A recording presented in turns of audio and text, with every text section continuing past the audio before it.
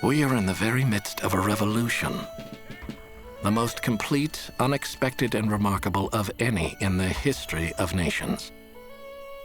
Objects of the most stupendous magnitude, and measures in which the lives and liberties of millions yet unborn are intimately interested, are now before us. John Adams.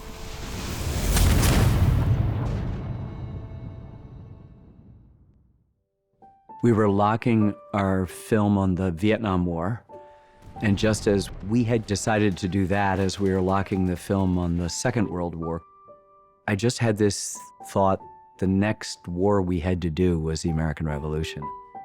As horrible as wars are, they tell us hugely important things about who we are and the period that we're in.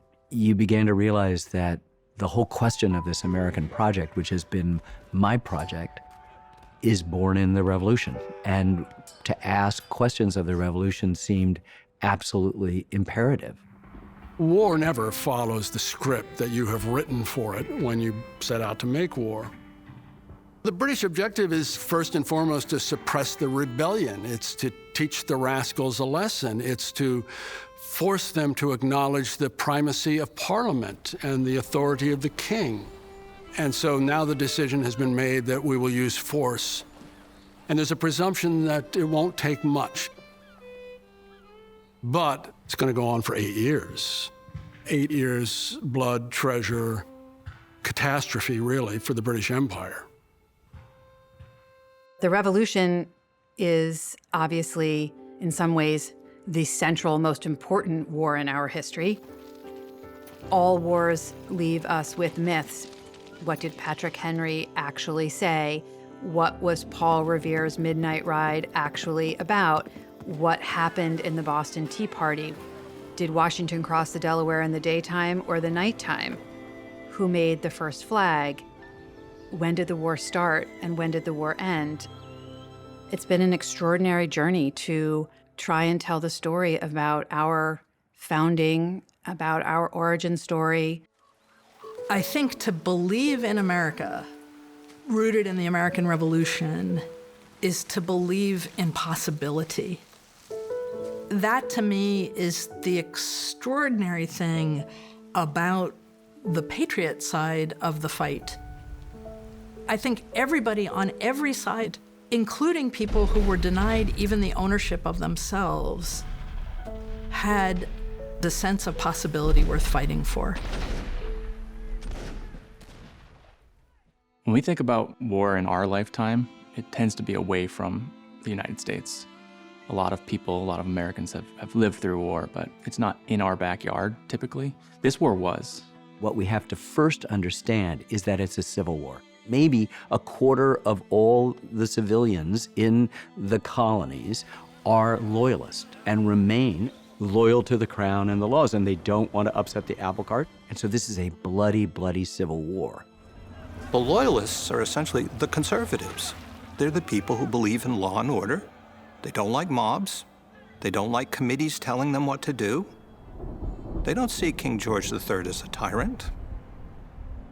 We are preparing for war. To fight with whom?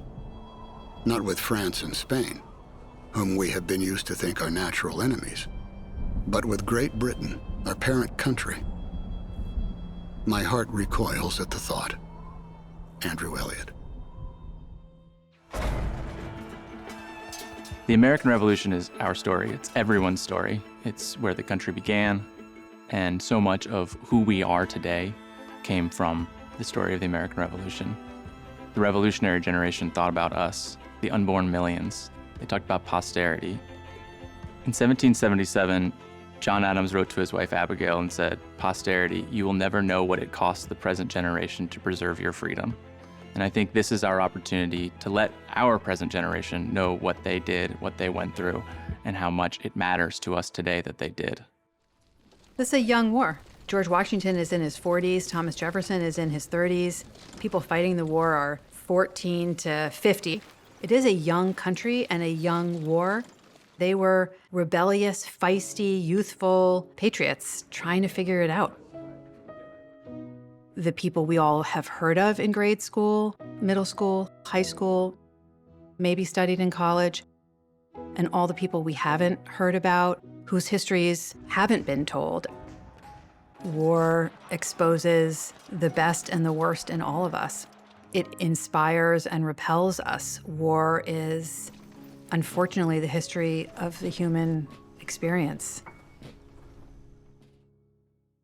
It turns out this film is arriving just before the 250th anniversary of the signing of the Declaration of Independence. And so we're very happy to have our film come out in advance of that to help lead what we hope is a much more dynamic conversation, one that is not sort of suffused with nostalgia, but something that has a little bit more complexity.